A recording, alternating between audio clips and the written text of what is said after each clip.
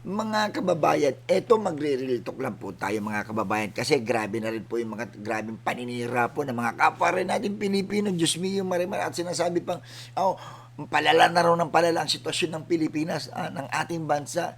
Eto mga kababayan, no, hindi nyo ba nakikita to? Eto po ang patunay yan. Dito po tayo sa datos. Eto po, galing na po to sa Philippine National Police na bumaba po ng 0.96% ang crime rate sa buong Pilipinas po yan, ha. Simula po yan noong Pebrero 2026, sa 2,895 po tayo, ha. Ito datos po ito, ha. 2,895 na kaso sa noong 2025, bumaba po ito sa 2,269. Ang laki, di ba? Talaga ang laki ng ibinawas. So, insidente po ito ngayong 2026 mga kababayan, na nung ito lamang po noong Pebrero. Ibig sabihin po mga kababayan, daang krimen ang naagapan at naibaba, kasama na dito yung mabibigat na krimen tulad po ng murder, homicide, rape, robbery, theft at kidnapping.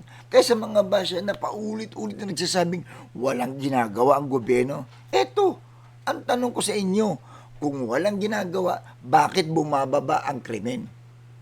Malinaw na resulta ito ng pinaigting na operasyon po ng kapulisan sa pamumuno po ng ating Chief PNP, Police General Jose Milencio Nartates, at siyempre sa direksyon ng ating DILG Secretary John Vic Rimulya, at siyempre sa direksyon ng ating Pangulo na si Pangulong PBBM, no, na ito'y patuloy na sumusuporta sa pagpapalakas po ng peace and order sa bansa.